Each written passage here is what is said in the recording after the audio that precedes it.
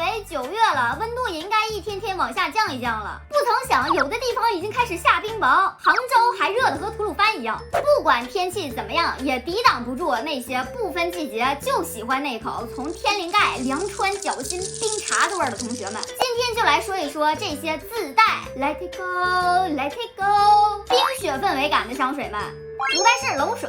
这瓶香水闻起来冷到什么份上呢？杭州36度的天，我燥热的想吃人，又不得不出门的时候，全靠它拯救苍生。喷在身上，嗅觉1秒降温，喷出来的瞬间不亚于塔克拉玛干沙漠拉开一扇冰箱门的劲儿。它闻起来很像香港双飞人那个药水，凉飕飕的，开瓶很有冰片龙脑那个意思。如果凛冽这个词儿有味道，一定是这个味儿。但它的冷不持久，冷水嘛，水它没一会儿就化开了，变成柔和的柠檬和海水，闻起来是南方的雪，冷，但是落在手心的一刹就化开了。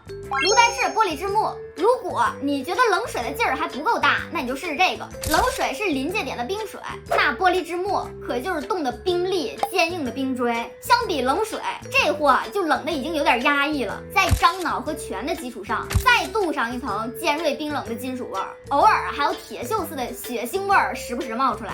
假如冷水是外冷内热的话，玻璃之木就是外冷内更冷，带着病态的洁癖和孤傲了。我知道我越这么说，某些人就越喜欢。但是这瓶我还是建议感兴趣的朋友先试香，它味道太冲鼻了，留香还久，真不那么好接受。我讨厌香水，1972年冬季有没有冰箱冷藏的味道？有没有空调制冷打开时候的味道？有没有哈尔滨冬天的味道？不知道在我后台留言这些奇奇怪怪问题的小伙伴，你是不是也其中之一？今天统一回复这个味儿，就是我讨厌香水的1972年冬季。它闻起来真就是没啥生机的冬天的味道，还有北方烧锅炉飘下来的那个灰尘，或者是被大雪掩埋的那个冻土味儿，味道不像前2瓶有股北风呼啸的凛冽感，这瓶冷的要死不活的，没有什么起伏的3调变化。但是啊，说实话，除非你特别喜欢这个味儿，不然我不太推荐你买。没留香，没3调，喷出来还经常带泡沫子，跟喷出来一团唾沫似的。除了味道，1972年有一个很糟心的冬天，520块钱30毫升，反正我是不可能买的。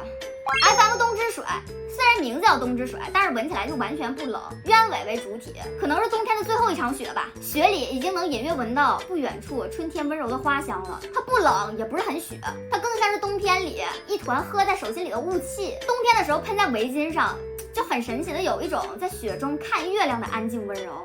可瑞的银色山泉，银山的冰雪感来自它的后调。虽然开瓶先闻到的是里边的柑橘茶香、冰雪初融的仙气植物感和清澈的泉水味儿，可等后调雪松木质出来的时候，真的很难让人不想到寒风呼啸的雪山之边。山顶的白雪终年不化，山底已经春暖花开，流淌着小溪清泉了。我觉得银山还是把沙龙和商业融合得很好的作品，神仙也能下凡，又高级又好穿。当然也有人觉得它一股理发店味儿，所以理发店到底是啥味儿啊？我现在没整明白。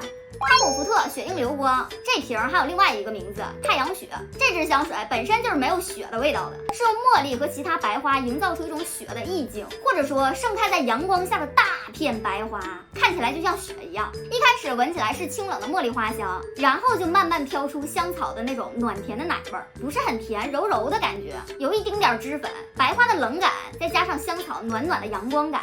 把这瓶放在这个合集里，告诉我们一个什么道理呢？就是不要只听名字买香水，当然富婆除外。Pino 林中松树，大雪封山的松林味道，硬朗的绿意，特别还原松针那个味儿，是松针啊，价格感人，100出头一大瓶的绿松果，就是没什么3调，从头到尾都是类似蓝天六必治的松，3调除了松针，松针还是松针，贼提神。虽然香料表里没有任何冰冷的冬天元素，但是这个锋利激烈的味道，除了大兴安岭冬天的松林，都没别的树杈子能冒出这种让人退避三舍的寒气儿。我已经好久没喷这瓶香水了，它价格是白菜，但如果不喜欢松针味儿，还是稍微考虑一下要不要入吧。人本身已经够便宜的了，再让不喜欢的人买回来再挨骂，多委屈啊！